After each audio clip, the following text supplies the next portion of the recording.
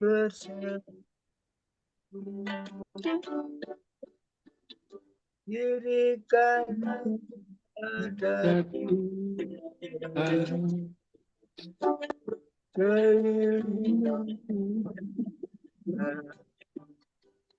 dalam hidupku ada Yesus selalu bersamaku.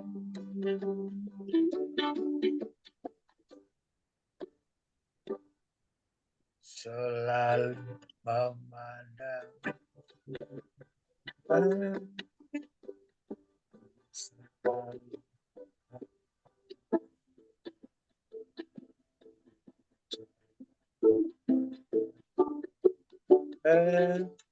berserah kepada cinta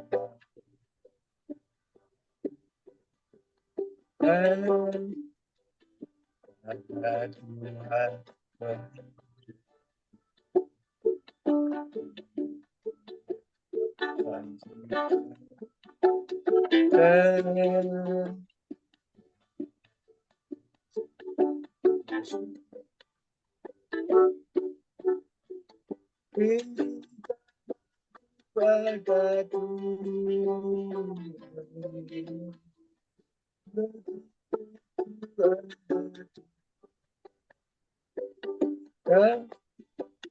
dalam hidupku ada Yesus selalu bersamamu. Ya, Pak.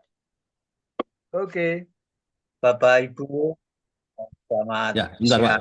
Bentar Pak. Bentar. Pak Andre, Ya. berdoa dulu ya. Ya sebentar. Sebelum Bentar. bersaksi. Ya sebentar. Memang kan saya hanya tawarkan dulu, belum. Ya, oke. Hari ini terima kasih ya, sahabat Kompak Siang Lovers yang sudah bergabung di virtual Zoom ini. Selamat siang, Bapak Ibu saat ini ada di virtual Zoom maupun yang sedang ada di menyaksikan tayangan di YouTube channel ini. Ya, saya percaya Anda semua pasti diliputi dengan suasana damai Natal ya dari Tuhan. Ya, ada amin. Oke, Anda adalah orang-orang yang bukan hanya sekedar masuk Zoom Kompak Siang ini untuk sekedar pengisi waktu, tapi Anda semua mau beribadah dan juga mencari si Raja Damai. Amin. Engkaulah Tuhan Yesus, Sang Raja Damai, dan hanya Engkaulah kedamaian dalam hati kami yang sesungguhnya. Terima kasih atas anugerah-Mu Tuhan. Engkau rela mati ya, agar semua orang yang percaya mendapatkan keselamatan kekal, sehingga saat ini kami ada dan masih diberikan kesempatan untuk terus memuji dan memuliakan nama-Mu lewat podcast siang ini. Oke, untuk diketahui ya, yang bersaksi saat ini harusnya Pak Samadi, mungkin ada pelayanan mendadak atau apa, saya nggak tahu nih. Jadi nggak ada feedback ya, nggak ada jawaban. Telepon saya nggak diangkat, WA saya nggak dibaca juga. Ya, beruntung hari ini ada Pak Bambang yang mau menyampaikan kesaksian bagaimana Pak Bambang mengalami Kristus ya. Ya, luar biasa ya. Ya, oke. Selamat siang Pak Bambang yang mau berkenan untuk mengisi kekosongan Pak Samadi ya. Pak Bambang sudah hadir ya di virtual Zoom ini, di virtual Zoom Kompak ini ya. Akhirnya Pak Bambang yang bisa mengisi ya kekosongan ini. Oke. Walaupun Pak Bambang ini pelayanannya padat banget loh. Ya, tapi dia bersedia untuk membantu pelayanan di Kompak ya. Karena rohnya ini on fire ya. Ya, oke. Jadi, are you ready Pak Bambang? Oke, langsung saja ya. Kita sapa dulu Pak Bambang ya. Nanti kita bisa tanya-tanya secara detail kepada Pak Bambang ya. Tapi sebelumnya kita berdoa dulu ya. Oke, Allah Bapa yang bertahta dalam kerajaan surga dan Tuhan yang kami kenal di dalam nama Yesus Kristus, kami bersyukur untuk hari yang baru, hari Selasa siang hari ini, di mana kami dapat bertemu dan ada di Zoom kompak siang ini maupun teman-teman yang saat ini sedang menyaksikan di YouTube channel ini. Oleh karena itu Bapak, berikan kami hati yang baru, hikmat yang baru agar Engkau dapat menjadi eh, kekuatan bagi kami dan kami semua yang ada di sini menjadi pelaku-pelaku atas kesaksian dan firman yang kami dengarkan ya lewat kesaksian-kesaksian dari Pak Bambang. Kami akan mau dengarkan dan kami akan perbincangkan di podcast yang ini dan kami menjadi ranting-ranting yang terus berbuah lebat 30, 60 bahkan 100 kali lipat. Sertai kami semua Tuhan, kasihlah kami oleh karena anak-Mu Yesus Kristus. Saat ini kami siap untuk mendengar kesaksian dari Pak Bambang dan mendengarkan kebenaran firman-Mu. Amin. Alright ya, seperti biasa, tak lupa saya harus sapa dulu yang di saat ini sedang menyaksikan di tayangan ini di YouTube channel ya. Saya harus memastikan bahwa bagi Anda yang sedang melihat YouTube ini, jangan lupa untuk tekan tombol subscribe, comment, like, and share ya, agar ada banyak orang berkati seperti yang diperintahkan di Matius 28, 19-20, Markus 16 ayat 15, dan Kisah 1 ayat 8. Oke, dan kepada narasumber yang siang ini Pak Bambang ya.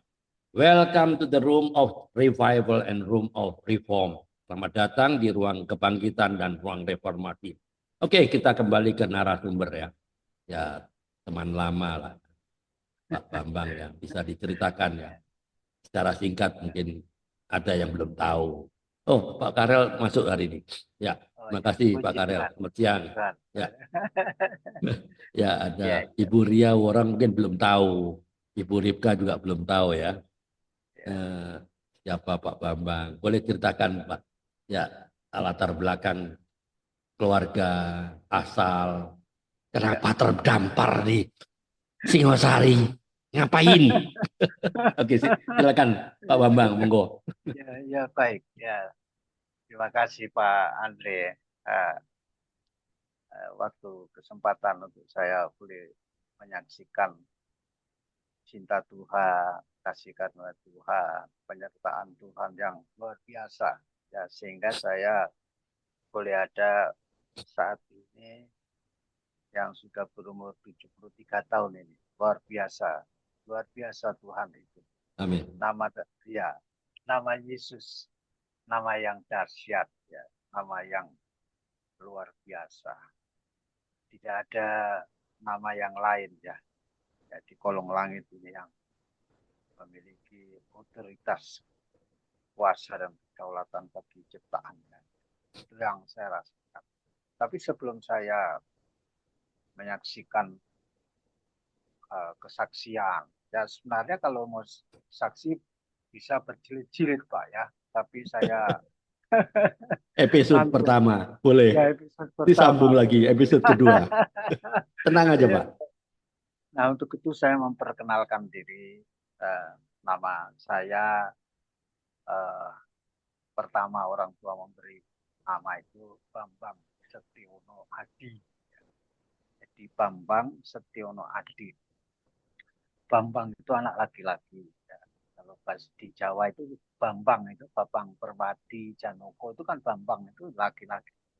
Laki-laki yang harapannya orang tua, laki-laki yang perkasa, ganteng, gitu ya, setia, ya. Amin. Setia kepada keluarga, kepada orang tua. Ternyata memang betul Pak. Jadi seperti dalam Alkitab itu kan nama itu memberikan arti, ya, memberi mana betul Pak. Dan setia jadi anak-anak lagi harapannya setia kepada orang Tuhan yang sangat besar. Adi itu kan besar. Adi kuasa ya. Satu harapan. Saya dibesarkan dari awal dalam komunitas orang Kristen Jawa ya. Kristen yang berkeyakinan Jawa. Nah, sehingga kami berenam dan saya anak yang kelima. Dengan perjalanan waktu bahwa saya dibesarkan dalam keluarga yang nasionalis. Jadi nasionalis itu artinya kemerdekaan itu diberikan kepada setiap anak-anaknya untuk mengambil langkah kehidupannya, tetapi tetap berdaulat. Amin. Berdaulat. Ya, itu. Nah, sebelum saya langsung teruskan, nama saya tadi sudah saya katakan Bambang Setiono Adi. Kemudian apa ya, anak kelima, bersaudara 6, yang perempuan pertama lagi perempuan, yang kemudian yang kelima laki-laki.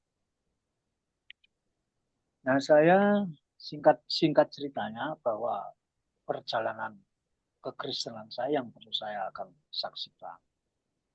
Ya, tentu saya bersyukur setelah saya melihat, mengevaluasi, mengintervensi dalam perjalanan kehidupan saya. Ternyata sungguh saya katakan bahwa mengikut Kristus itu adalah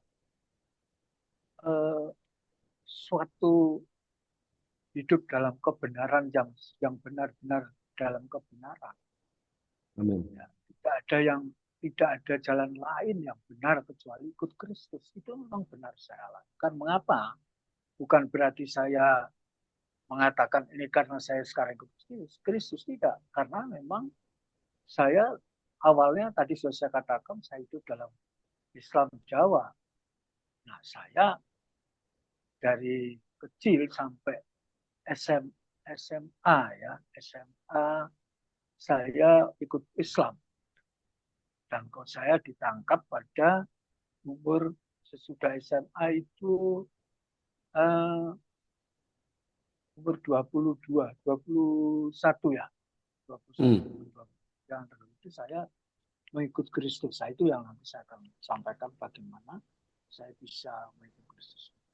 Nah, Tuhan, sekarang saya berkeluarga, memiliki 6 orang anak. Yang pertama adalah anak saya, istri yang pertama adalah 4 orang, kemudian yang istri kedua 2 orang.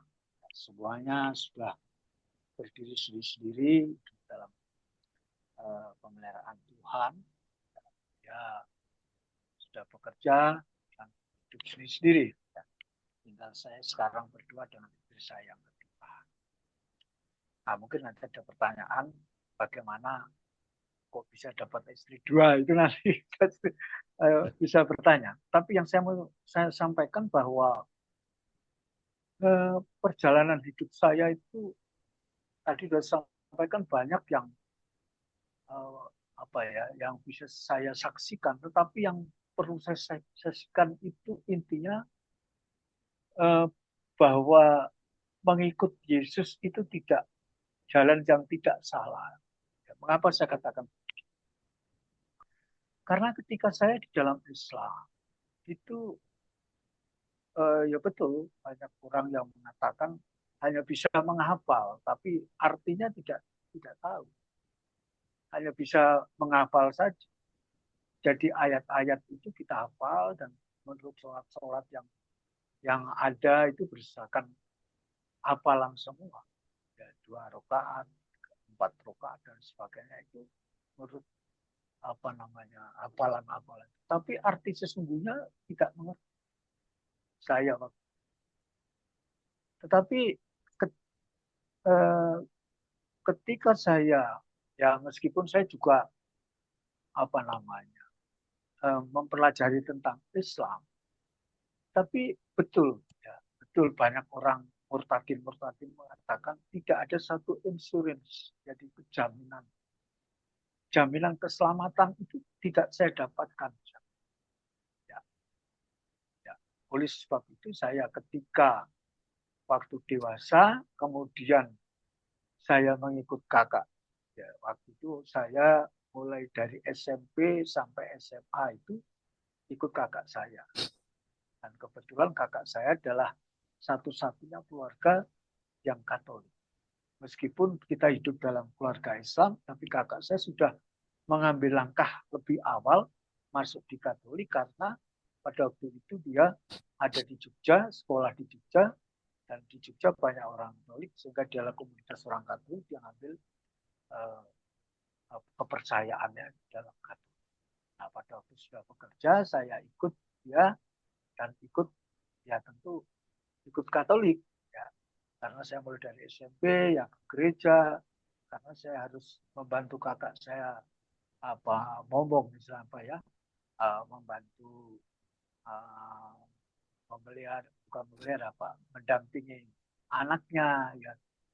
Sehingga saya mengikuti bagaimana tiap minggu itu ke gereja itu. Ya.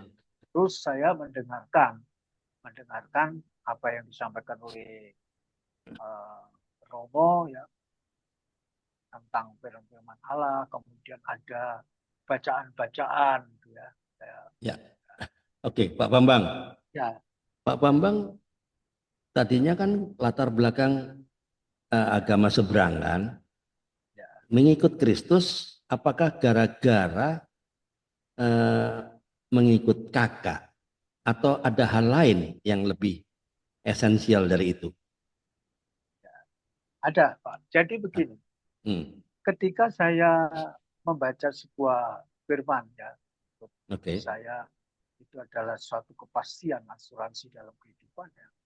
Saya berpikir begini, di dalam hati saya mengatakan, apakah iya? Begitu. Nah, pada waktu saya mengatakan itu, maka Tuhan berbicara kepada saya, kalau engkau tidak percaya, tapi kamu harus melakukan dulu, Pak. Jadi Tuhan katakan kamu harus harus percaya, artinya harus ikut yang sekarang kamu ikuti adalah kakakmu, maka kamu harus ikut itu. Nah, ketika saya mengatakan dalam hati, saya katakan waktu itu berbicara hati, Pak, bukan lewat suara. Saya masih belum tahu tentang Yesus, jadi saya berbicara tentang hati. Kemudian tergeraklah dalam diri saya, sepertinya saya diminta untuk melakukannya. Nah, melakukan. Oke, saya kalau begitu saya akan ikut. Tapi saya tetap juga masih melakukan ini, sholat.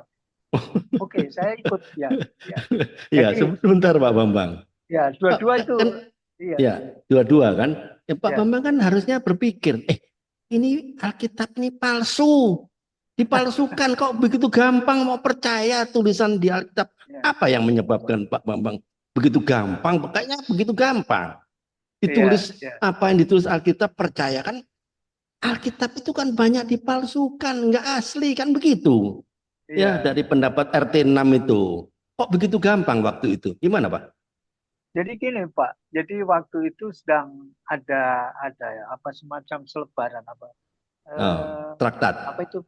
Ya, traktat itu kan. Ya, baca. Terus ada makanya itu ayat emas saya itu kisah 2 ayat 4. Kisah para rasul. Kisah Rasul 4 ayat 12 kalau salah. Ya, apa itu? Itu tidak ada keselamatan kecuali di dalam Yesus Kristus. Ya, itu. Ya. Nah, memang saya waktu itu, untuk apa semuanya waktu saya berpikir itu? Untuk apa ya? Orang beragama melakukan sholat, itu apa tujuannya ini? Saya dengar untuk cari keselamatan di surga kan gitu. Iya. Gimana caranya? Tidak saya temukan bagaimana caranya di agama yang dulu itu saya itu bagaimana caranya begitu. Tetapi tidak ada ayat yang menyatakan secara implisit itu ini loh begitu. Tetapi ketika saya tapi kan Pak Bambang ada paham itu ayat-ayat itu tipu, palsu, dipalsukan. Apakah enggak ada pikiran itu waktu itu? Enggak ada ya? Saya belum, Pak. Saya kan masih masih SMA ya.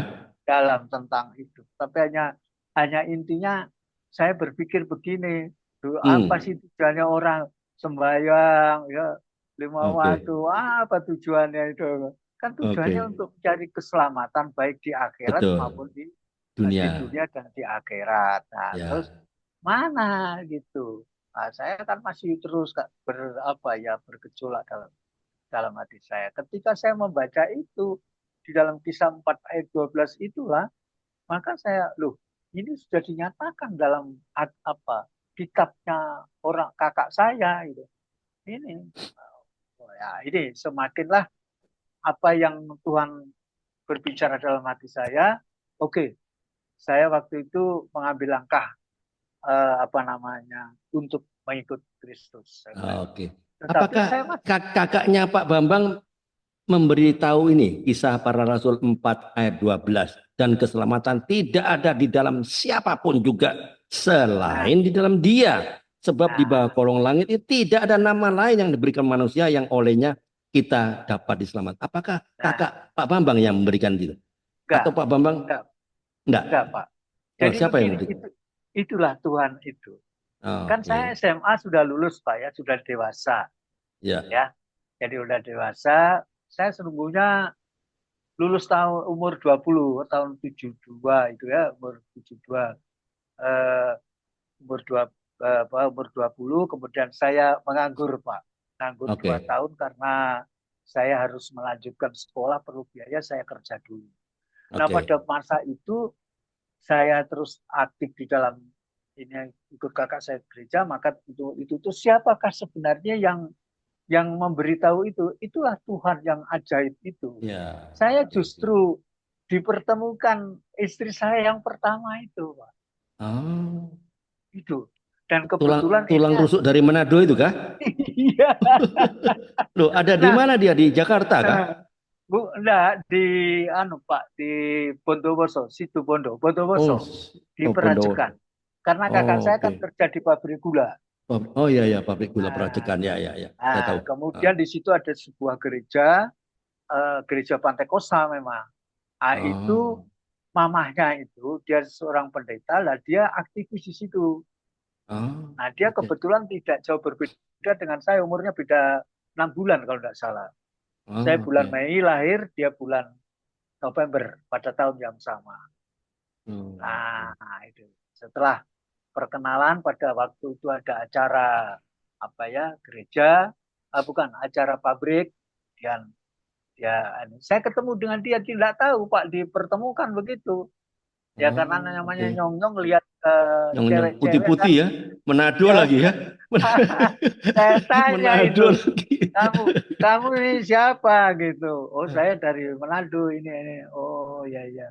Nah pada akhirnya kita terus terjalin, kemudian kita terus singkat kata dengan hubungan intensif karena kita juga ada waktu, dia juga ada waktu secara intensif, maka dari apa yang Tuhan katakan tadi saya harus bertindak, maka itulah dengan teman akhirnya sekarang.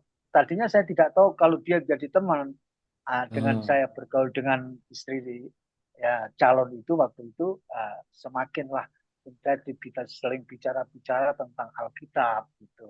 Kebetulan dia juga. Alright, Pak Bambang. Teman-teman semuanya ya, coba perhatikan ini kesaksian Pak Bambang ya.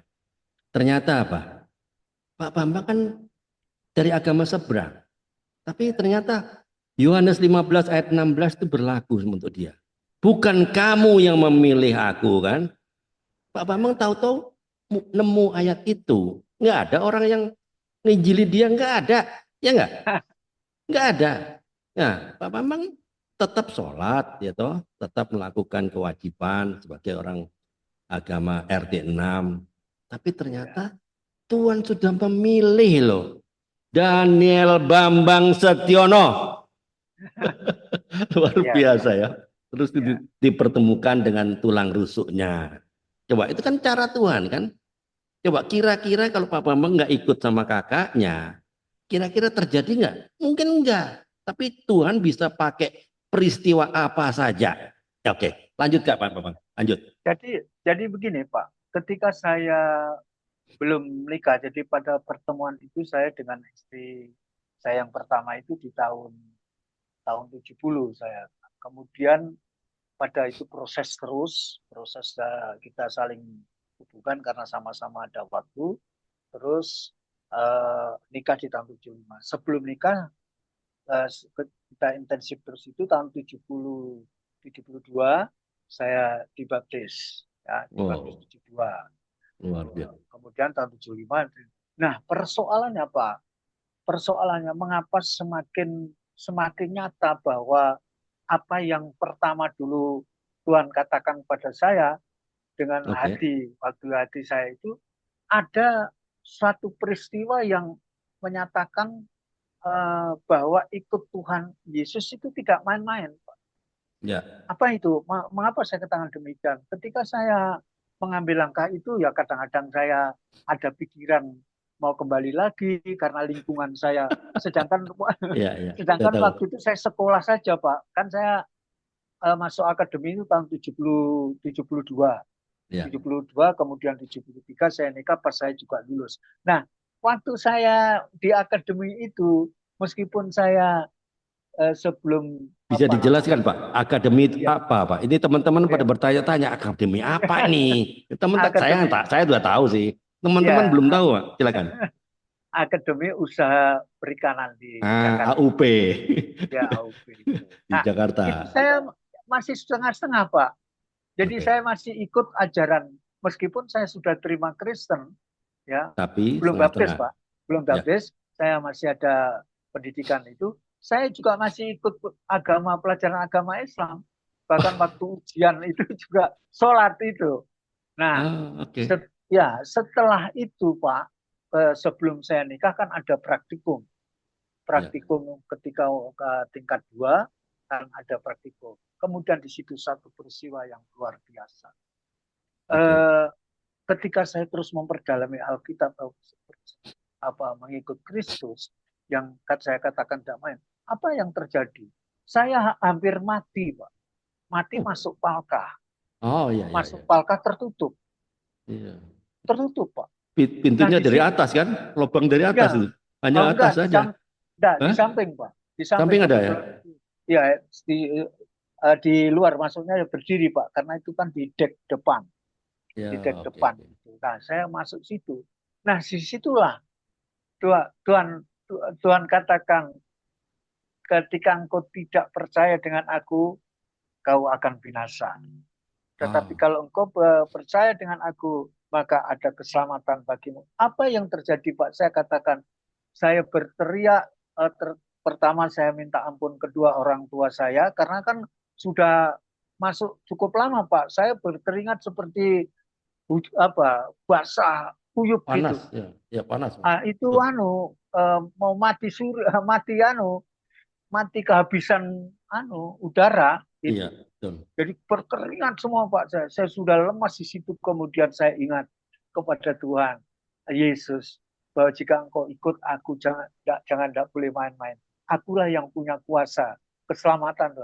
Betul, Pak. Ketika saya berteriak minta tolong, setelah saya minta ampun kepada orang tua saya, kemudian saya berteriak kepada Tuhan, Tuhan Yesus, Yesus tolong aku Tuhan, Yesus, saya berteriak terus. Akhirnya pintu dibuka oleh seseorang. Dan saya sudah di depan pintu itu. Sudah di depan pintu, tinggal terserah dibuka, saya langsung jatuh keluar itu. Sudah enggak Pak, lemas kan. Saya lemas, Pak. Jadi kalau masuk dalam satu ruangan, Pak, lama, itu pasti mati lemas. Ya, mati oksigen lemas, ya, kekurangan oksigen. Kalau itu kan kepalkah itu kan kedap, Pak. Kedap udara, iya. Jadi udara tidak masuk dengan gampang itu di kedap itu. Karena kan memang semua kan pakai kedap air. Nah, itu Tuhan. Jadi waktu saya sudah di depan pintu itu, nah terus kan pertanyaannya, bagaimana itu? Apakah tidak ada kunci buka yang dari dalam? Tidak ada, Pak. Jadi kebetulan itu kuncinya otomatis kalau tertutup itu sudah tertutup, hanya bisa yang buka orang luar karena kebetulan waktu itu kapalnya kan masih kapal buatan Indonesia, ya kapal-kapal perikanan juga. Nah, itu. Puji Tuhan, ini satu peristiwa yang luar biasa. Jadi itu yang tidak bisa saya lupakan peristiwa itu. Jadi ketika itulah peristiwa itu saya semakin melekat, kokoh, semakin kuat bahwa Yesus itu memang juru selamat. Tidak ada nama lain kecuali dalam nama Yesus. Nah, kemudian saya juga nggak tahu apakah ini memang kalau orang Jawa itu ada hubungannya. Pada saat itu mertua saya yang perempuan sebelum jadi mertua maksud saya kan itu Ya, kejadian tahun-tahun 72 73 Pak saya masih praktek pacaran ya. di pacaran kan. Nanti kawinnya mau 75. Dan pada saat itu ibu calon mertua saya ini meninggal dunia. Wah, Jadi pada saat yang sama itu kalau tidak salah jam 4 Pak sore. Karena kan kalau di kapal itu kebetulan saya diangkat jadi mualim masih meskipun saya seorang kadet tapi karena memiliki prestasi yang bagus baik dalam pendidikan maupun dalam aktivitas kerja saya diangkat untuk jadi mualim. mualim. Oh, Ya, oke. ya. Nah, saya kan bagian perlengkapan Pak mualim. Nah, saya masuk di Balkan cuma ya itu tadi harusnya tidak boleh ceroboh. Tapi semua terjadi mungkin kehendak Tuhan Kehendak untuk Tuhan. menyatakan untuk Ya, menyatakan bahwa kehendaknya. akulah ya Yesus katakan akulah yang Juru selamat. memilih Ya, juru selamat dan apa yang kau baca di dalam Markus kisah 4 kisah ayat 2 itu memang 12. itu Ya. itulah kebenaran asuransi yang jelas. Jadi semakin Hmm. pada saat itu sudah saya tinggalkan Pak, saya tidak akan ini lagi meskipun saya harus kembali ke kampus. Oke. Itu sudah nggak Islam lagi saya. Kemudian teman-teman saya bilang, wah, iki apa jadi pendito gitu. Wah. Karena pendito bukan pandito, pendito Durno katanya begitu. Wah. Iya, saya diolok-olok begitu. Ayo, Ya, ya, kamu ya. itu apa ini ya begitulah. Tapi ya Ya. itulah yang Oke. boleh saya sampaikan. Oke, sebentar Pak. Masih banyak Sebentar. lagi Pak Bentar. pengalaman. Step by step dulu ya. Ini pelan-pelan ya. Ini teman-teman baru masuk pelan-pelan ini. Ada Bu Mama Ita, ada Ibu Kartin, ada Pak Samadi ya terlambat. Saya sudah panggil lama-lama, jadi saya jadwalkan Pak Samadi next week ya Pak ya. Halo Pak Samadi. Ya, monitor. Oke, teman-teman ada yang mau bertanya sementara ini mengenai perjalanan hidup bagaimana Pak Bambang ya, orang yang keras ya. Pak Bambang ini orang keras ya, hatinya keras tapi ternyata bisa dilembutkan.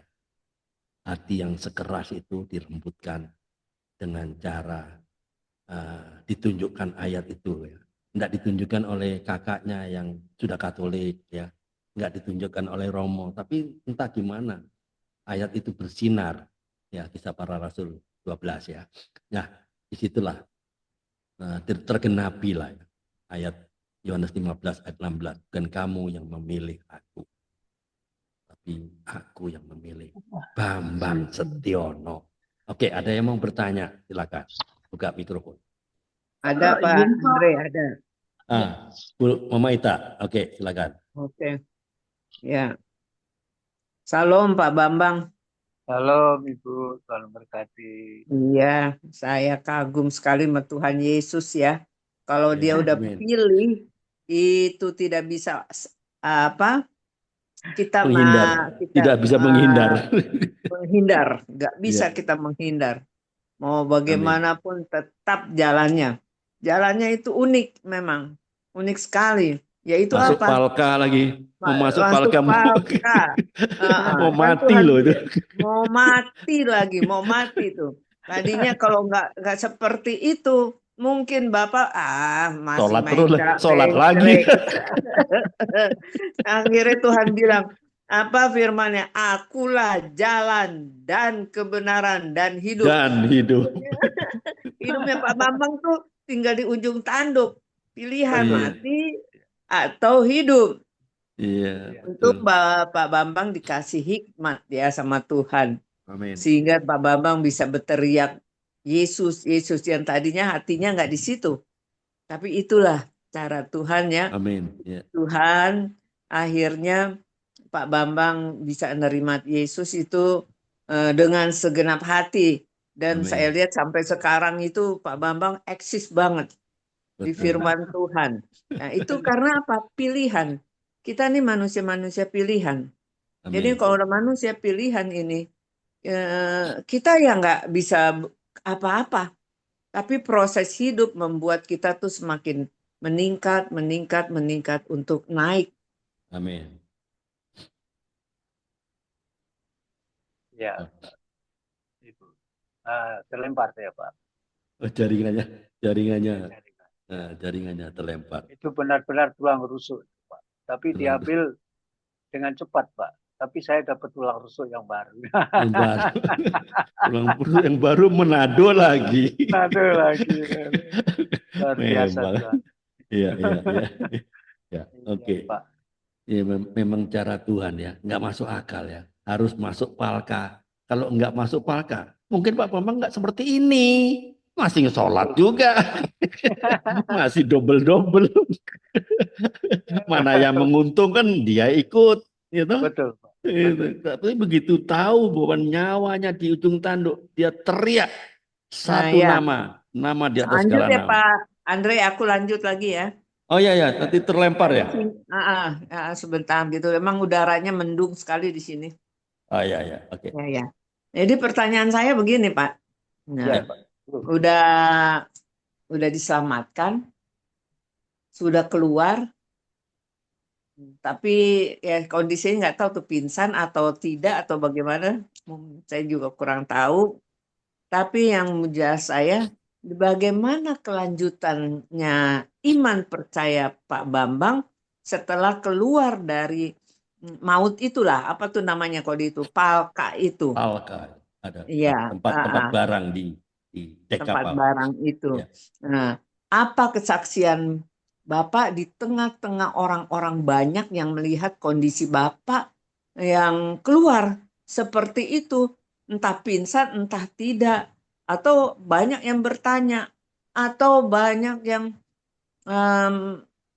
menolong Bapak, tapi mereka ya bingung kenapa bisa seperti itu. Apa cerita Bapak terhadap mereka? Itu aja Ya, pertanyaan very saya. good, very good.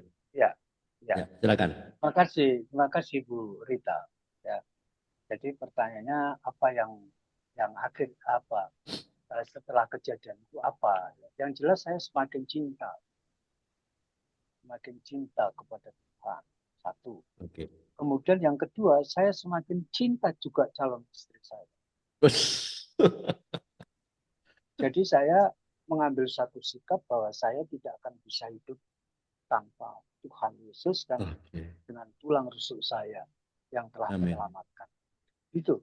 Dan itu pun saya pegang sampai saya menikah umur sampai 38 tahun kalau nggak salah dengan istri yang pertama. Tidak ada kasus apapun dalam rumah tangga saya.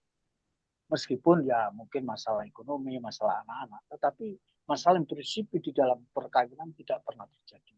Misalkan ada selingkuh. Karena sesungguhnya ada kesempatan ya Pak Andrea. Ya. Ya ini mohon maaf terbuka saja bahwa kesempatan itu sangat ada. Bisa saja terjadi. Tetapi bersyukur oleh karena ya semua itu. Jadi jangan main-main kali itu. Kalau memang sungguh-sungguh kita harus sungguh-sungguh. Dan Tuhan tahu itu. Dan ketika kita melanggar, Tuhan akan tegur luar biasa. Seperti yang nanti kalau pada periode yang kedua, perjalanan saya sampai 73. Apa yang terjadi ketika saya ada niat untuk saya berbuat dosa? Apa yang terjadi? Itu pasti Tuhan tahu dan akan diberikan sanksi itu. Dan itu kalau bagi kita yang dikasih Tuhan, tanda-tanda itu tidak lama kalau menurut saya. Singkat saja waktu itu. Tuhan berikan. Ya. Pasti itu akan terjadi apa yang diingatkan oleh Tuhan atas perbuatan kita. Nah, ketika kita menyadari bahwa itu, jadi saya akan kembali kepada kebenaran itu. Jadi apa artinya bahwa saya tidak pernah melakukan hal-hal yang ya artinya berdosa yang berkepanjangan, dan saya mengambil satu sikap bahwa pada waktu tertentu waktu itu saya mengambil kehidupan yang tidak seperti main, kemudian minum dan sebagainya.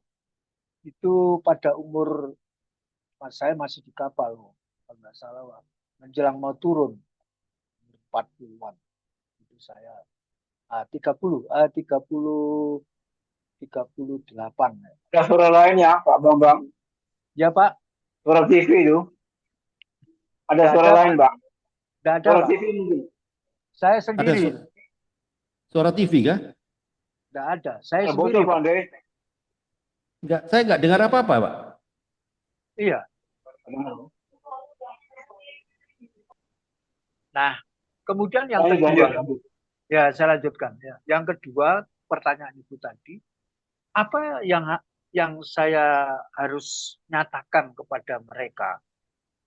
Tadi sudah saya sedikit singgung bahwa mereka lama-lama tahu sebenarnya Bambang ini kemana Oh, tentang kepercayaannya. Mereka akhirnya tahu bahwa saya sudah mengambil langkah kehidupan yang tidak beda. seperti yang lama ya. Seperti saya membaca Alkitab. Ya, membaca Alkitab. Di kampus pun saya membaca Alkitab, Pak. Nah, Oke. mereka lama-lama tahu. Dan kebetulan dalam kampus itu teman seangkatan saya ada 2 orang atau saya berdua saya dengan orang ujung pandang. Nah, Oke. kita berkumpul dalam itu. Jadi mereka melihat. Nah, kemudian mungkin saya boleh ceritakan. Memang ada yang bertanya, Bang, ngapain lu tadi masuk di Palka itu? Bisa mati kau loh. Iya, memang kalau nggak sempat ada yang bukain lah udah almarhum saya bilang. Tapi ya puji Tuhan, saya sempat mengatakan begitu, puji Tuhan. Kau sekarang bukan alhamdulillah ya, itu. Iya, iya, oke. Atau apa namanya, subhanallah gitu. Oke. Ya, jadi saya sempat mengatakan ya puji Tuhan. Ya, karena saya begitu seringnya berbincang-bincang dengan satu teman di kampus itu dalam jurusan yang sama. Jadi mereka tahu. Malah saya diledek-ledek. Yo, nggak apa-apa, Bambang saya kira mau jadi pendeta, tapi bukan pendeta ini apa? Pendeta Durno. beneran, tapi pendeta Durno. Pendeta Durno itu kan tidak enak, Pak. Banyak Iya, ngomongnya, tapi kenyataannya kan itu. Tapi tidak apa, saya terus jalan. Dan iya. pada akhirnya, pada waktu pernikahan itulah mereka tahu bahwa saya telah mengambil langkah untuk mengikut Kristus. Oke. Acara-acara Natal saya juga ikut. Saya tidak memproklamirkan secara frontal, tetapi ya karena lingkungan, jadi saya mengikuti apa namanya. Misalkan ada acara Natal saya ikut. Ya. Tapi kalau acara Jumatan atau acara apa saya tidak ikut. Oke. Ya, Bentar, dari Pak. situ lah. Ada pertanyaan yang keganjel saya. Apa itu? Pak Bambang kan di posisinya di kapal perikanan itu kan seorang mualim, ya Ya. toh? Itu seorang officer loh. Kenapa seorang officer mau masuk ke Palka? Itu kan bukan pekerjaannya officer, Pak. Nah, itu kan pekerjaannya deckhand atau apalah ya. Ya, sorry to say, itu bukan pekerjaan officer itu. Ya. Pak Bambang itu officer loh. Ya, Kenapa betul, masuk Pak. ke Palka? Apa yang terjadi, Pak? Ya, saya kan harus cek, Pak. Cek apa ya? Evaluasi, cek penggunaan apa namanya? Peralatan-peralatan. Ya, kemudian apa yang kan itu harus dikontrol dan kita nanti pada ke kapal mau berangkat atau kan harus ada Siap ya.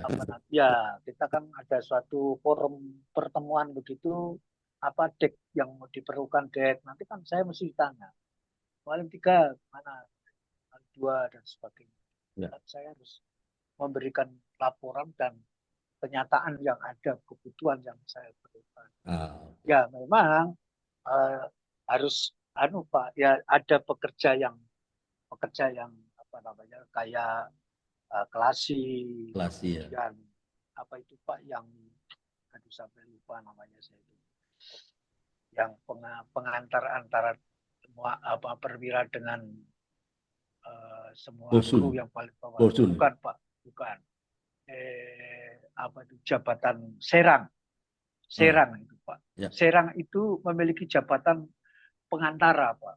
Jadi dia ke administrasi, ke mesin, ke dek, ke dapur itu Serang. Meskipun dia ada apa bagian tapi nggak seperti di kapal ini Pak. Kapal penumpang sangat beda jauh. Jadi kalau di penumpang kan ada apa namanya yang mengatur apa administrasi, kemudian mengatur tentang itu apa itu namanya ya kebutuhan ya. Tapi kalau di kita tidak ada Pak seperti di secara khusus gitu. Itu sudah langsung di bawah mu'alim. Nah, mu'alim itu mu'alim 3 maupun mu'alim 1, 2, dan 3 bahkan kapten itu sebelum ke lewat Serang. Nah, ya, mungkin itu cara Tuhan juga ya, salah satu cara Tuhan supaya jadi Pak Bambang mengapa saya harus masuk betul. itu juga cara nggak tahu Tuhan.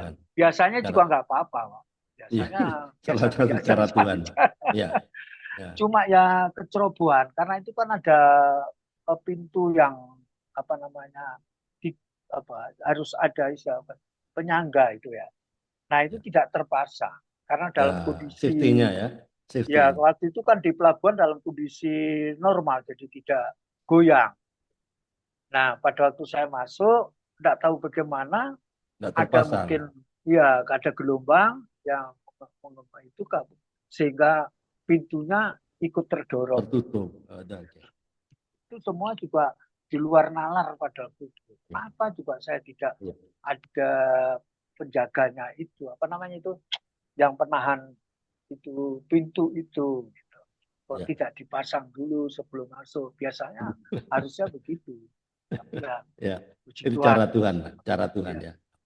Oke, lanjut. Atau ada yang mau bertanya? Pak Karel. Tes. Pak Karel ada yang mau ditanyakan? Apa Bu Kartin? Dilanjut, Pak. Oke, lanjut. Bu Kartin nggak ada yang tanya. Pak Samadi? Ada yang tadi yang Bapak ini kan seperti yang Bapak bilang cara Tuhan itu kita nggak tahu. Yang banyak terpanggil tapi sedikit terpilih. Memang seperti Pak Bambang juga kan tadinya dia nggak ada yang ngijilin, tapi kenyataan cara Tuhan itu ya dari mengantar sekolah minggu itu, akhirnya dari pendengaran itu timbullah iman. Iya. Dengar sekolah minggu ini. Ya. Itu kan Bapak baru pertama mengenal Tuhan kan, terus Bapak dikasih masalah dan Tuhan langsung ini lagi. Jadi pertama itu kita belum terlalu mengenal Tuhan itu apa yang kita minta itu cepat dijawab. Setelah sekarang Pak Bambang kan sudah lama ini mengenal Tuhan sudah ini. Sekarang yang jadi pertanyaan saya Bapak sudah lama mengenal Tuhan. Terus dari Bapak mengenal Tuhan itu apa yang Bapak lakukan sekarang dan kedua Bapak sudah mengenal Tuhan apa pergumulan hidup Bapak itu cepat dijawab Tuhan atau enggak atau Bapak makin menggali lagi firman Tuhan itu justru apa yang kita minta itu enggak dijawab Tuhan akhirnya kita makin mendalam menggali kalau dulu kita baru pertama mengenal Tuhan itu apa yang kita minta ya Tuhan buktikan kalau Tuhan itu maha kuasa, maha segala-galanya. Tapi di dalam kita sudah mengenal tentu Tuhan kan berarti kan ada perintah Tuhan. Ya tugas pokok kita itu yaitu pemuridan dengan itu tugas pokok itu untuk menyampaikan keselamatan kepada orang lain. Apa selama ini Bapak juga sudah untuk seperti saya bergumul dengan keluarga dan siapa aja. Banyak juga yang mempertanyakan, wah kalau itu kayak pendeta aja begini. Tapi kalau saya berarti Tuhan tugas saya sudah selesai.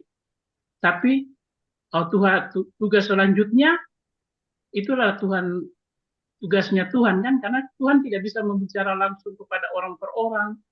Yang kita sudah mengenal Tuhan itu yang membicarakan dari orang per orang memang banyak tantangannya. Tapi ya seperti contoh sekarang saya karena belum bisa kemana-mana melalui WA group, ini sampai dimarah-marah saya berhenti, nanti saya ini. Karena dulu itu kita itu untuk mau pegang Injil itu aja najis, haram. Tapi ketika mengenalkan kepada mereka, paling tidak di grup, mungkin 1-2 orang ngamuk atau ada. Akhirnya dia tahu isi Injil itu apa, seperti apa. Ya. Ada Yang yang bertanya. Bu Kartin, ada yang mau ditanyakan ke Pak Bambang? Karena waktunya Tadi, nggak banyak. ya tadi pertama itu Bapak sudah lama dari SMA kan sudah mengenal Kristus, terus ada jawaban-jawaban Tuhan yang cepat. Karena Tuhan membuktikan maha kuasa pertama. Kedua, setelah kita mengenal Yesus Kristus, apa yang kita sudah lakukan, apa kemauan Tuhan itu, apa yang kita sampaikan, itu aja Pak. Itu Ya. pertanyaan Ya, pertama. langsung. Ya, Ya, silakan Pak langsung Bambang. jawab, Pak. Mau Ya. ditanggapin? Ya, silakan. Ya, singkat saja saya katakan bahwa dengan pengalaman yang saya alami bahwa saya mendidik anak-anak saya itu harus sekolah minggu itu. Itu dasar Oke. dasar Iman. spiritual ya. Ya. Jadi spiritual itu kita mulai dari sekolah minggu itu. Maka itu saya ambil langkah. Kenapa anak-anak saya harus ikut sekolah minggu? Tidak boleh tidak. Kalau yang tidak sekolah minggu pasti saya hajar. Gitu. Karena segitu saya fanatiknya bahwa dasar spiritual itu harus saya tanamkan dari. Karena pengalaman hidup saya bahwa untuk kita menjadi kuat itu harus lewat ya tadi mendengar firman tadi itu. Maka anak saya yang 4 itu, anak saya istri pertama itu tidak pernah tidak sekolah minggu. Apapun keadaannya harus sekolah minggu. Kecuali sakit. Ya, kecuali sakit. Kalau tidak sakit, misalkan ada acara sekolah pun, saya pasti izinkan. Tidak bisa saya sampai waktu di SD itu sampai begitu fanatiknya saya bilang sama sekolah, Bu, anak saya harus sekolah minggu. Untuk hari Minggu ini tidak bisa ikut. Nanti bisa ujian ulangan ataupun kebetulan saya kan juga berkecimpung di dalam pendidikan. Itu yang pertama. Kemudian yang kedua, apa yang saya lakukan bahwa saya meyakini dan semakin kuat, semakin kokoh bahwa hidup saya tidak akan bisa keluar dari Tuhan Yesus. Karena sudah banyak ya, itu kan kalau Ibu bertanya itu sebenarnya perjalanan hidup saya yang akhir saat ini. Jadi saya katakan bahwa kita tidak akan mampu untuk mengatasi segala persoalan kehidupan itu dengan kekuatan sendiri. Itu sudah pasti nggak bisa. Amin. Nggak bisa.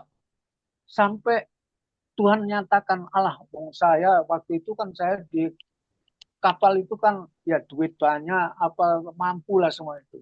Tuhan katakan, kira-kira kamu tak kasih ini. Kalau kamu mau mati yang kedua, bagaimana? Ya, ternyata betul terkejadian.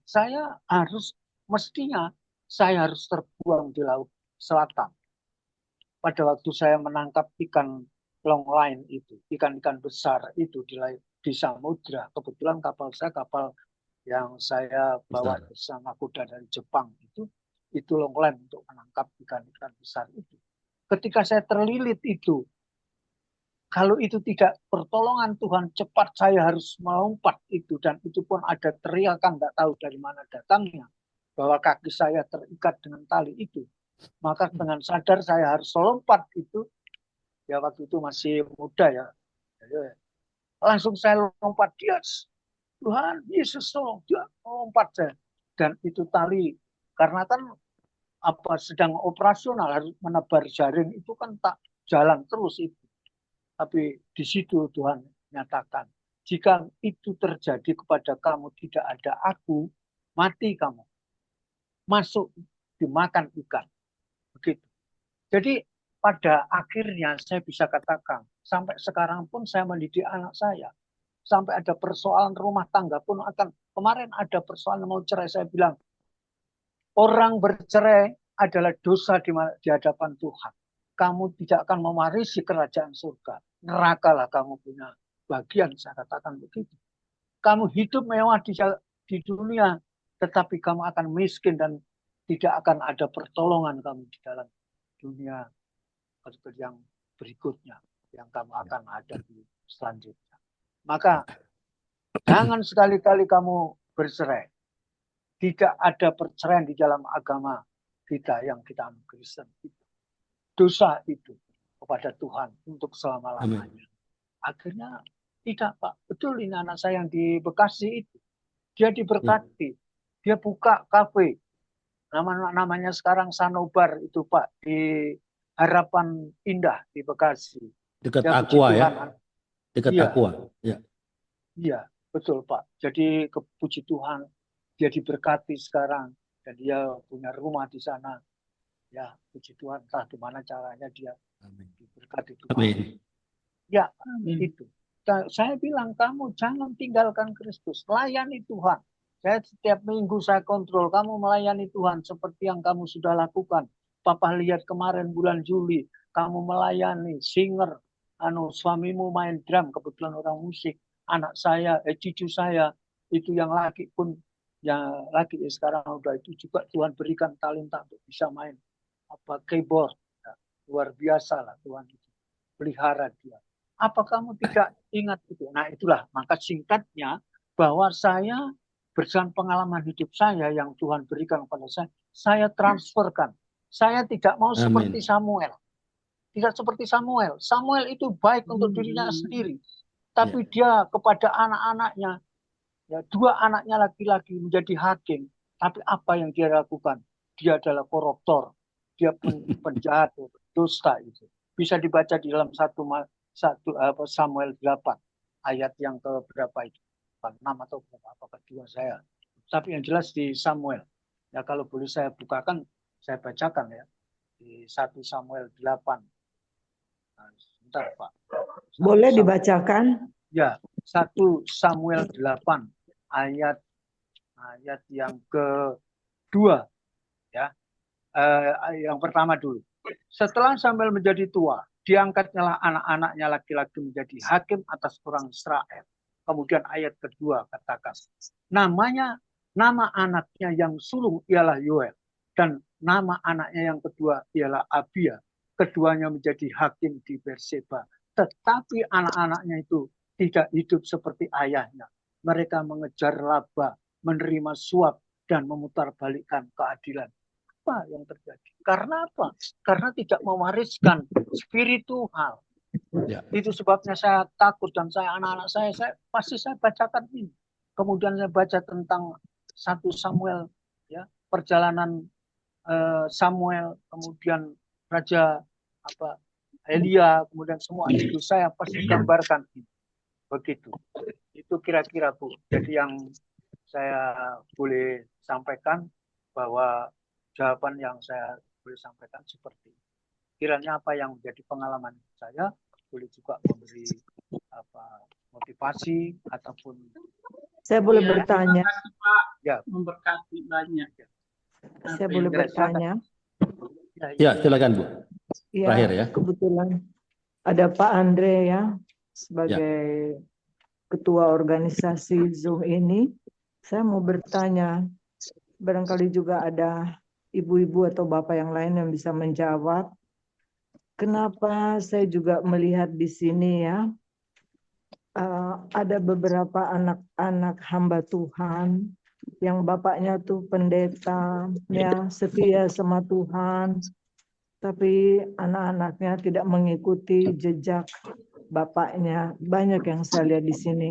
Nah, saya berpikir sendiri, tidak menghakimi bapak-bapak yang hamba Tuhan, tapi saya berpikir apa betul mereka itu hamba Tuhan, mereka itu sudah melayani Tuhan, tapi setan-setan membalas dendam sampai anak-anaknya tidak mengikuti bapak-bapaknya. Nah, ini pertanyaan saya pribadi. Apa betul cara berpikir saya? Jadi mereka, bapak orang tua melayani Tuhan, kadang-kadang saya lihat di sini anak-anaknya banyak yang nakal. Saya tuh sebenarnya menangis ya. Menangis dalam arti kata begini, kenapa setan suka bermain-main di keluarga hamba-hamba Tuhan ya? Kenapa ya? Kan mereka itu hidup betul, mereka itu hidup jujur. Kenapa setan suka mengganggu ya? Cuma itu aja pertanyaan saya, Pak Andre. Ya, oke, terima kasih. Ya, ada yang mau ditanggapin, Pak Bambang? Ya, baik Bu. Ini luar biasa pertanyaan ini. Jadi sebenarnya kalau menurut saya Bu, jangan menyalahkan setan, jangan menyalahkan iblis ya. Setan itu memang pekerjaannya itu. Yang mestinya kita salahkan itu adalah pendeta itu. Jangan pada anaknya. Yang salah itu pendeta itu. Makanya tadi itu contoh Samuel itu kan, mengapa anaknya kok bisa berbuat seperti itu? Kalau kita lihat sejarah Samuel itu kan egois dia itu. Meskipun dia baik di hadapan Tuhan, tapi tidak baik kepada keturunannya. Itu masalahnya. Jadi mengapa kita harus cari? Berarti ada kesalahan orang tua sebagai hamba Tuhan, ya, yang seperti pengalamannya Samuel ini. Jadi itu penyebabnya. Ya, kalau kebetulan kalau hamba Tuhannya seenaknya sendiri, kebutuhannya sendiri, kelemahannya itu tidak dia mengerti, ya ini kesempatan iblis lah. Rasa no kan gitu. Jadi maksud saya begini Bu. Jadi sesungguhnya segala sesuatu terjadi di dalam keluarga seorang hamba Tuhan, terutama kepada anak-anak. Itu sesungguhnya bukan anak-anaknya itu, tetapi dari orang tua sendiri yang tidak memperhatikan atau kurang perhatian, tidak ada keteladanan yang memang dia lakukan sebagai hamba yang baik, tapi keteladanan untuk setiap masing-masing anaknya. Wong, anak itu punya karakter beda-beda. Saya ini anak saya 4 itu, yang berosal itu nomor 1 yang laki, yang ketiga perempuan itu baik-baik. Tapi laki itu pun luar biasa, saya harus mati-matian untuk bisa dia tidak jatuh dalam dosa. Dia seorang musisi, mungkin Pak Andre tahu seorang musisi apa itu pergaulan. Tetapi tidak kurang-kurangnya kita memperhatikan ya, khusus bagi anak-anak seperti itu, tentu doa yang luar biasa. Doa orang tua itu dengan yang benar kita di hadapan Allah, Tuhan pasti jawab. Amin. Tapi ya pergumulan Bu, tidak seperti yang serta-merta. Saya itu anak saya menginjak SMA itu sudah waduh luar biasa Pak. Saya mau ceritakan bagaimana. Sampai pulang malam, kalau tidak malam mabuk. Anak saya yang pertama dia kan orang musisi. Tetapi tidak henti-hentinya kita berdua dengan istri minta tolong pada Tuhan. Jangan sampai anak saya akan terjerumus dalam hidup yang tidak berguna kepada keluarga, masyarakat, bahkan kepada Tuhan. Saya berdoa terus Tuhan. Saya cari malam-malam kemana anak saya jam 2 pagi, jam 3 jam. Jadi maksud saya, jadi kesalahan itu terletak kepada orang tuanya, bukan kepada anak. Ya anak itu pastilah dia akan mendengar kepada orang tua yang tidak mungkin. Hanya kita kadang-kadang tidak tahu karakter anak itu, masing-masing anak-anak itu. Anak saya yang nomor 1 keras, bagaimana caranya untuk keras mengatasinya? Pasti kita harus lakukan dengan kelemah lembutan. Pernah saya lakukan anak saya dengan keras, saya serang dengan keras, saya hajar, datang saya pukul. Pokoknya ya sudah, saya nih kadang-kadang kalau sekarang saya sudah tua mengingat itu menangis saya. Mengapa saya harus lakukan seperti itu? Anak saya hajar, saya gantung, saya ikat gitu. Karena kesalahannya itu. Tetapi tidak cukup dengan begitu. Ternyata spiritual itu kita harus sampaikan. Berita kebenaran itu. Memang kadang-kadang bosan. Enggak digubris. Walah, apa? Itu normal katanya. Normatif itu manusia hidup seperti itu. Dijawab seperti itu. Iya memang Tuhan itu baik. Dari dulu juga baik. Gitu. Ya bagaimana kalau kita sudah memberitakan kebenaran kemudian dijawab seperti itu. Tapi itu tadi, kesabaran, ketekunan, dan selalu berharap pada Tuhan. Dan pada akhirnya, pada titik tertentu anak saya bisa pulih kembali dan sekarang juga sudah berumah tangga, punya anak 2, puji Tuhan, Tuhan berkati dalam pekerjaannya Amin. seorang musisi. Oke. Demikian juga anak-anak saya yang ketiga perempuan itu juga nggak ada yang baik-baik saja. Cuma itu, Bu. Jadi menurut saya, mengapa mereka seperti yang barusan saja terjadi di Surabaya, seorang anak hamba Tuhan bunuh diri. Bunuh diri. Ya. Ya, kalau saya bukan karena anaknya, karena orang tuanya, pasti saya salahkan orang tuanya. Mengapa? Mengapa sampai terjadi begitu? Berarti Bapak tidak jeli, ada suatu persoalan yang dimiliki oleh anaknya yang kita tidak tahu. Tapi Bapak tidak memiliki hikmat dan roh dari Allah. Kalau Bapak sebagai hamba Tuhan, pastilah ditunjukkan, ini loh anakmu itu. Ini di sini, itu pasti ditunjukkan, Bu. Ya, jadi waktu itu saya masih belum jadi hamba Tuhan. Istri saya memang sudah hamba Tuhan. Karena memang Dulu bukan hamba Tuhan, Pak ya. Hamba setan, Pak ya. Ya, anaknya pendeta kan. Ya, sekolah Alkitab ya. Ya, jadi oke. ya. Alright. Jadi kira-kira itu jawaban yang saya boleh Ya. sampaikan. Ya, Jangan Oke. takut. dan terakhir pertanyaan saya, Ya. berarti salah ya teman-teman rohani yang ada di sini yang selalu mengatakan begini pada umumnya ya, mereka mengatakan begini, Ria, kalau kamu melayani Tuhan, tenang aja, anak-anakmu nanti Tuhan yang pikirkan. Berarti mereka salah ya cara berpikirnya ya. Oke, makasih Pak. Saya mau minta penjelasan. Ya. Jadi maksudnya begini. Berarti kalau anak itu sudah dewasa rohaninya, tentu apa yang dikatakan orang tua itu berupa satu jaminan. Ya. Jadi suatu jaminan kehidupan kita mengikut Kristus. Tapi kalau dia memang kita berikan perkataan itu kemudian kita jelaskan, tidak segampang apa yang Papa katakan atau firman Allah katakan kita mendapat jaminan daripada Allah. Tidak cukup itu, tidak seperti membalik tangan. Ketika kita percaya kita selamat, tidak, Bu. Harus ada bayar harga. Itu maksudnya. Jadi agar supaya dia tidak terlena bahwa ternyata untuk hidup kita dipelihara oleh Tuhan itu bukan untuk sekedar udah gampang nanti kita sudah, bukan begitu Pak. Artinya menggampangkan begitu, tidak. Dalam firman Allah pun katakan bahwa kalau kita ingin hidup dalam pemeliharaan Tuhan harus bayar harga. Itu kira-kira jawaban saya. Bukan salah, memang semestinya kita memiliki suatu dasar pemikiran seperti itu, bahwa saya akan dipelihara. Anak, kalau kamu mengikut Kristus, pasti Tuhan akan pelihara kamu. Tetapi, perlu kita jelaskan. Ya, betul.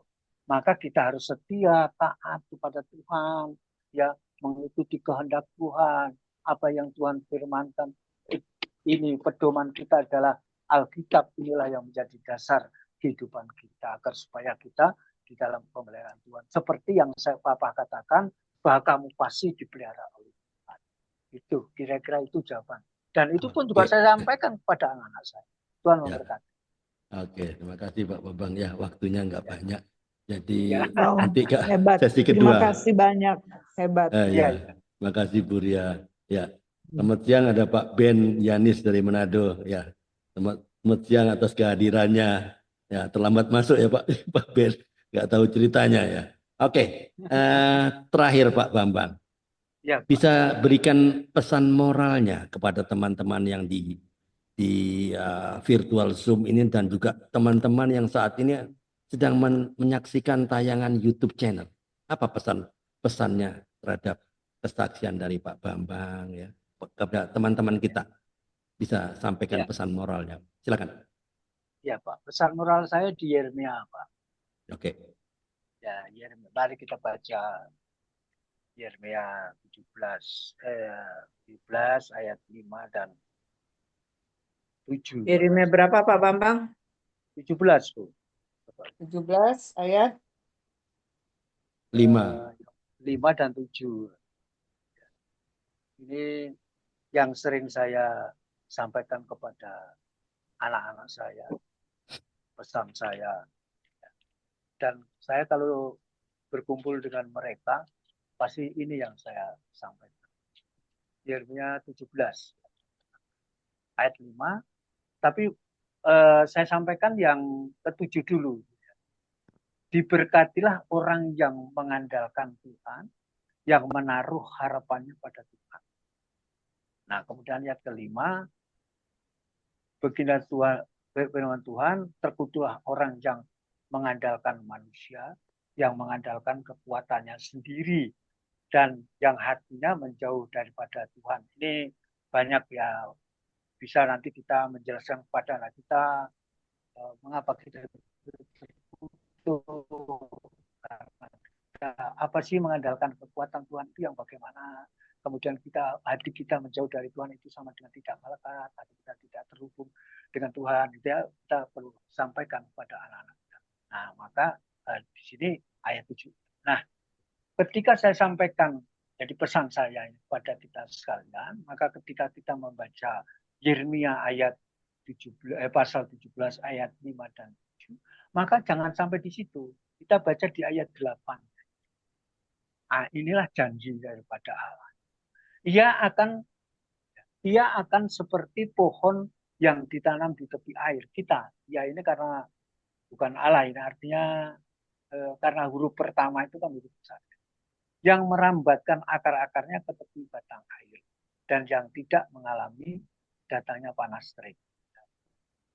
Yang daunnya tetap hijau, yang tetap khawatir dalam tahun kering, dan yang tidak terhenti menghasilkan buah. Ya, ini ya luar biasa kita ketika kita memiliki iman tentang Yeremia 17 ayat 7, maka percayalah bahwa Tuhan akan memelihara, ya, memberkati, ya, melindungi. Ya, ini. Kemudian kalau kita kaitkan lagi juga di Mazmur 1 ayat 3 pun sama di ayat yang ke-8. Tapi di sana ada di Mazmur 1 itu untuk kita menjadi seperti ayat 8 di ayat pasal 17 ini, itu kita harus tidak hidup dengan orang-orang pencemooh, orang hidup yang suka berbuat jahat. Kemudian ayat kedua, renungkanlah firman siang dan malam. Itu. Nah, jadi Amin. itu pesan saya. Dan ini pun juga saya sampaikan kepada semua anak-anak saya. Saya ingatkan ketika saya misalkan bertemu dengan mereka, sering kali ini saya sampaikan. Jangan lupa ya, kalau pakai stiker selamat pagi, jangan lupa berdoa. Selamat pagi, jangan lupa berdoa. Layani Tuhan. Ya, itu kira-kira Pak pesan saya. Oke, terima kasih ya untuk teman-teman di virtual Kompak Zoom dan juga teman-teman dari yang menyaksikan tayangan ini di YouTube channel ya. Ya, disinilah Pak Bambang mengalami sendiri ya bagaimana Tuhan memproses.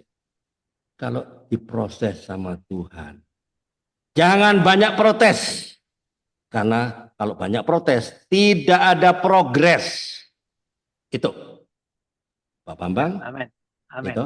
Pak Bambang diproses kah? Diproses. Mau mati, dipalka. Ya. Enggak. Tidak ada protes. Makanya jangan banyak protes.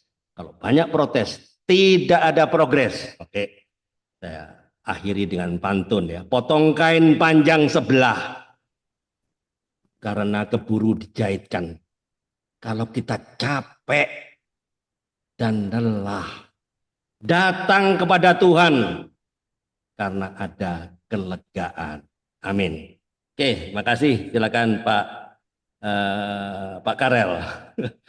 Lanjutkan atau ada pesan moral mungkin sebelum masuk ke sesi 3. Ya, terima kasih Pak Andre.